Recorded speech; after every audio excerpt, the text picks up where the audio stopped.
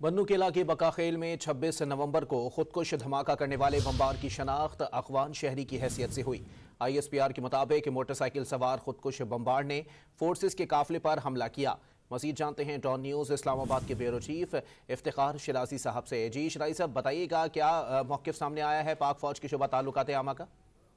G I S P R نے جو تفصیلات جاری کی ہیں اس میں 26 نومبر کو جو بنو قلعہ کے بقاخیل میں ایک دہشت گردی کی واقعہ پیش آیا تھا جس میں کچھ شہری اور سیکورٹی فورسز کے جوان بھی شہید ہوئے تھے۔ انفیکٹ اس کے بارے میں یہ بتایا گیا ہے کہ اس میں جو اس دہشت گردی کی واردات کرنے والا جو شخص تھا یہ باقاعدہ طور پہ افغان شہری تھا اور پاکستان میں جو تذکرے ایک ان کو شناخت کی علامت دی جاتی ہے، کارڈ جاری کیا جاتا ہے، یہ اس کارڈ کے اوپر پاکستان میں باقاعدہ طور پہ رہائش پذیر تھا۔ اس کارڈ کا جو نمبر ہے وہ بھی ہم سے شیئر کیا گیا ہے 08916164164 اور اس کا جو نام بتایا گیا ہے وہ بتایا گیا ہے کہ اس کا نام ہے رابن اللہ خان ورگل۔ گویا کہ یہ باقاعدہ طور پہ پاکستان میں رجسٹرڈ تھا اور یہ حیران کن طور پہ پہلی بار ایسا ہے کہ کوئی انلیگل ذرائع سے نہیں آیا، کوئی انلیگل طریقے سے پاکستان میں آنے والا دہشت گرد نہیں ہے، بلکہ یہ باقاعدہ پراپر چینل سے رجسٹرڈ ہو کے پاکستان میں رہ رہا تھا اور اس شخص نے پھر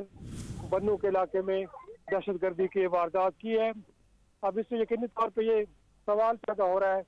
کہ جو ٹی ٹی پی کے لوگ تھے جو افغانستان میں موجود تھے، ایسے لوگوں کو پھر باقاعدہ طور پہ اب افغان حکومت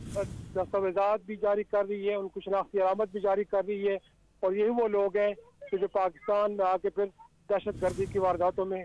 ملوث پائے جا رہے ہیں۔ اس سے پہلے یوب کنٹونمنٹ کے علاقے میں